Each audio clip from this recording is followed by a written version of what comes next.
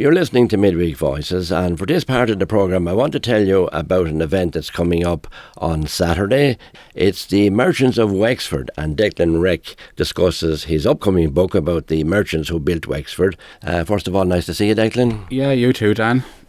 Now, on Saturday night you're going to have a discussion about the Merchants of Wexford. Yes, indeed. The event will take place on November the 5th at 6 p.m. in Red Books, and the talk I'm giving now is about the forthcoming publication, The Merchants of Wexford. The event itself is part of the Wexford Festival Opera Fringe Event 2022. So your book is a little while off. I think you're not expecting it until the next opera festival, but in the meantime you want to have a discussion and you want people to come along, and I would imagine that you're still doing research. No, most of the research I've actually finished. I've catalogued over 50,000 businesses that existed throughout County Wexford over the past 200 years.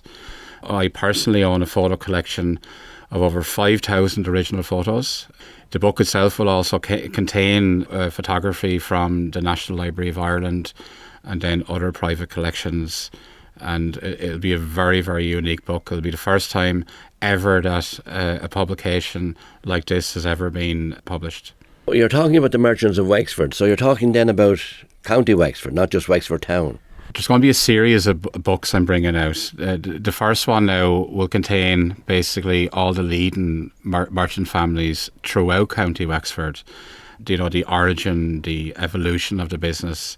Some of these businesses expanded outside of County Wexford, developed throughout Ireland, in some cases, you know, in other parts of the world as well.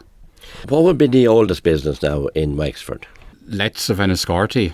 It's over 200 years in business, not as a singular company.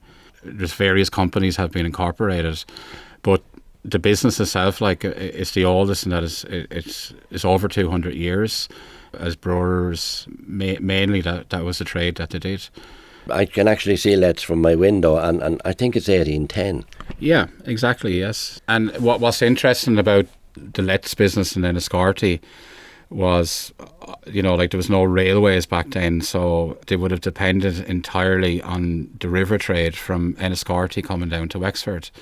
And what used to happen was that there was a regular trade using gabbard boats, and each of those boats would have had like a cargo capacity of 20 tonnes. So by bringing it into Wexford Harbour, from there, you know, it went throughout Ireland to the UK and other places, as Wexford would have been the mercantile centre, you know, for the county. And Davis's mill was there as well. That's gone now. The flour would have come up and down. They would have brought coal up there. And when you mention coal, I suppose you think of Stafford's here in Wexford. The interesting thing with the Davises, like, I mean, there's actually a later connection developed with the Staffords and with the Davis family, as one of the last directors of S&AG Davis was John Francis Forbes, who passed away in 2018. He married a granddaughter of J.J. Stafford, Mary Louise Doyle, from Ballatory Castle. As a family, where the family connection kind of came into it. But Davis is like a fascinating business.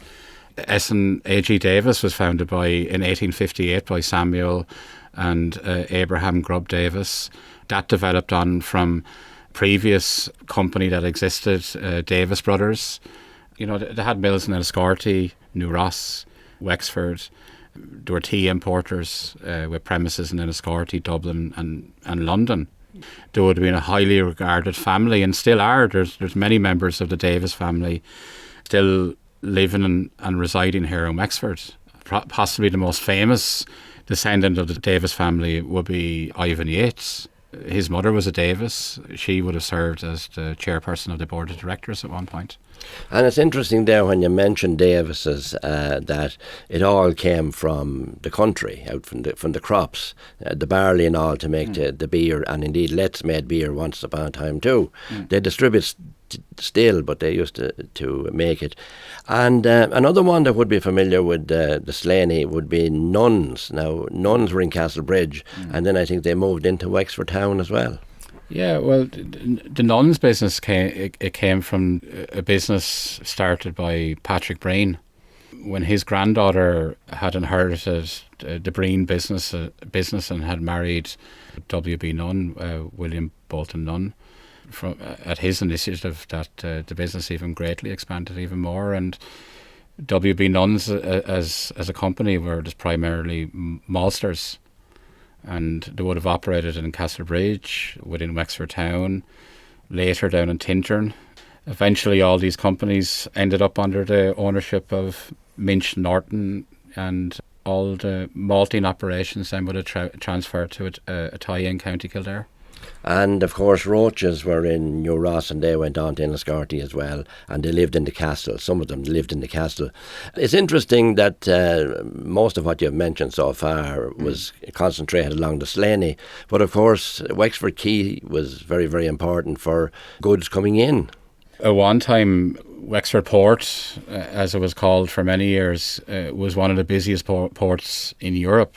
You could have had anything between 400 to 600, sailing ships coming and going into Wexford with various cargoes, coal, timber, and then exports, mostly agriculture products throughout the 1800s, and farm machinery in the later part of the 1800s. Enniscorthy's link to Wexford town was always through the Slaney, and it was a huge trade that went on. Like a lot of people say, like, that the bigger businesses would have operated throughout Wexford town, but that's not the case. Like, I mean, you've mentioned PJ Roach, and that family, stemmed from New Ross, and they would have been a very leading merchant family, as were the family of William Graves, who were timber importers and ship owners. And if you go to New Ross, you see a replica of the Dunbrody, which is one of their ships. Enniscorthy, you would have had the Davises, you would have had the business Donohue's of Enniscorthy. Like, I mean, they were major concerns, and you see, people forget, if you go back 200 years ago, it took so long to develop as a society here. The technologies didn't exist. It was a very slow form of trade. You were moving goods Wexford to Enniscorthy and back. You were dependent entirely on the wind. If the wind wasn't there, you could sail. Then if you were moving goods, prior to the introduction of steam, you would have depended on the power of water or wind. The wind doesn't always blow. The mill races that would have powered all these mills and even other industries, but steam was the key to rapidly we began to industrialise. But the important thing was the rivers. The rivers, if you travel up the Barrow and go way up into the Midlands, you'll meet or you'll recall big companies that were set up there years back as well. Did you discover any big business in, say, Wexford town that we didn't know much about? In regards to Staffords, I had written their company histories there 17 years ago. When I decided to delve in further into the generations that followed, it has surprised me, how big and the amount of companies that they were involved in. Like, and when you mention Wexford, everybody mentions Pierce's.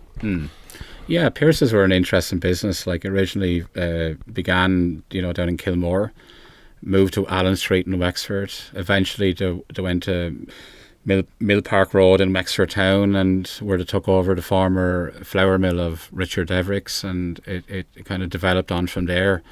And it could have existed for much longer. One of the last members of the family, when tractors, motorised tractors came in, were being brought in, he thought it was just a fad. So he kind of missed the boat there on that one, and they ended up basically 1963 into 1964 is when the factories were sold to Con Smith, and that ended Pierce's involvement in the factories. And they brought in the Renault cars in cases, and they assembled them in Wexford, and they went on the road later. That's it, yeah. Like, when Con Smith came in, he was an absolute visionary, and he had taken over the Star Ironworks. The future Trinity Wharf development is going to take place on. It was also like the former Wexford Dockyard Company site. But Con Smith had taken over the Star Ironworks and Pierce's, And then he was tragically killed in a plane crash, and his widow then inherited the entire business, changed the name of the business from the Smith Group to the Gowan Group, which is the Gaelic name for Smith. That name still continues here in Wexford as they own Senator Windows. So, Declan Reck, now you're going to, it says here, discuss your upcoming book on Saturday night. I'm going to give people like a glimpse into the history. I'm going to show some very, very rare photos that have never been seen. I'm going to invite the attendees, if they wish to ask questions. They say like a photograph speaks 1,000 words, but where you intertwine words into it that it explains something more complete. And you're talking about the past, aren't you? You're talking about the merchants, the people who sort of made Wexford and the other towns great and give them an international brand in some cases. Well, if you look at in Wexford, there was probably one of our most famous or infamous citizens that was born here was William Lamport. He was born in the year 1611, and there's a question mark on that date. The date only stems from his brother, who was a Franciscan friar, and basically he was born into a merchant family, and he ended up being kidnapped by pirates, went to Spain, became a Spanish army officer. He was sent by the Spanish king to Mexico, and while in Mexico he joined these secret societies, and he wrote Mexico's first proclamation of independence. And because of everything that he was involved in, he was thrown into a prison, and he ended up being burnt by the stake by the Spanish Inquisition. And 200 years, little over 200 years after his death, in 1872, there was a famous book written called Memoirs of an Impostor, William Lamport. And then in 1919, an American journalist based his book on the 1872 book and christened him Zorro. But a lot of people don't realise, the actual meaning of the Z in Zorro or with William Lamport. It actually means Ziza, and it's a Semitic word, and it means it's just enlightenment. And the burning Z represents victory over tyranny. And we all know in today's world, Russia have really destroyed the actual meaning of the Z. Is placed in all their military vehicles, and they're proclaiming that there is victory over tyranny, which is not, But getting back now to William Lamport and Zorro, there was another interesting aspect of it, is that in the late 1930s, when Batman came out, Batman was based on Zorro. Both Zorro and Batman is based on somebody that was born here in Wexford town, actually baptised very close to Red Books in St. Peter's Square. So that was one of the most interesting aspects of it. And when I was researching his life, I was reading the original documents in Spanish. I'm fluent in 3 dialects of German. I speak Spanish, obviously English, but I can read as well, like in French.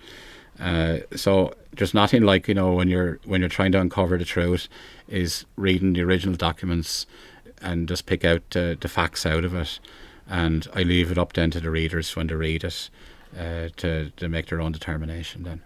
Well, people who come along to Red Books on Saturday, it's at 6 p.m. by the way, and everybody's invited. They won't have to see the originals, but they will hear all of those great stories about Wexford. Its title is The Merchants of Wexford. And Declan Reck, thanks for talking to us, and best of luck on Saturday evening. Yeah, thank you very much, Dan. And can I just say one thing that I'm more than delighted for is, to invite your listeners to come along on the 5th of November at 6 p.m. in Red Book, St. Peter's Square.